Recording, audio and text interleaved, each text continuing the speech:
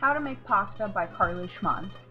Since I do not have a class to teach in the traditional sense, I decided to step outside the box and teach my friend Danny how to make homemade pasta. Through different learning theories, I will teach him how to make the dough, roll it out, then cut it into spaghetti. Danny's previous learning in this situation is that he has seen me make pasta before, so some observational learning has occurred. The first step is to make the dough. I have previously shown Danny the recipe, and we have laid out all of the ingredients together. Using Vygotsky's social constructivist theory, I have been able to ascertain Danny's zone of proximal development and believe with some guidance he will succeed in making pasta. Within Vygotsky's framework, we will also use the theory of cognitive apprenticeship, specifically scaffolding, which is situated in social constructivist theory. Vygotsky believed that as a student learns a new task, the instructor, in this case myself, may need to use direct instruction, as I will show you with the blending of the dough and will do later as we roll out the dough. As you can see, I stepped in to give direct instruction when Danny began to blend the ingredients in the food processor so that I could help him understand the desired outcome. This was our interaction. Alright Danny, so I'm just going to want you to pulse it until little balls start to form in the dough.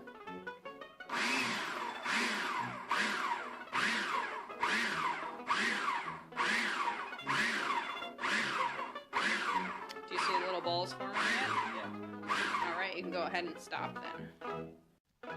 Since Danny has never seen this part of the process, it was necessary for me to step in and teach him what to do. Here, I am coaching him how to roll the dough into balls. I demonstrated forming one side by side with him, and then allowed him to form the other two on his own with less scaffolding. As we finish making the balls of dough, I will explain to Danny the next steps we are going to take as we let the dough rest for 15 minutes. As I show Danny the pasta press and explain its function, I will roll out one of the balls of dough so that he may see how it is done. In this situation, I am using observational learning and hope that watching me will help him when it is his turn to roll the dough. I helped Danny on his first try rolling out the dough because it is a complicated process.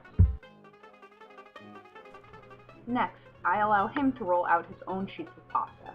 His first few attempts were not as efficient as they could be, but with some guidance he changed his technique and was doing a great job by the last ball of dough. Through the use of less and less scaffolding, he was able to master this technique. The final step in making the pasta is to cut it into spaghetti strands and hang it to dry. Hopefully, at this point, Danny has reached a higher zone of proximal development because the process of rolling and cutting the pasta is similar. I do cut one piece of dough to demonstrate the process and then let him do the rest with little to no guidance from myself. Overall, we can see that I was able to ascertain Danny's zone of proximal development and from there understand the scaffolding he would need to make pasta. The pictures show that Danny became more efficient as I first demonstrated the process, instructed the techniques allowing him to practice, and finally letting him roll and cut the dough on his own with precision. At the end of it all, I found that Danny's previous observation of me making pasta helped him how to learn to make it on his own. And best of all, we were able to enjoy delicious homemade pasta as well. Thank you for watching my movie, and a big thanks to Danny for letting me take pictures of him.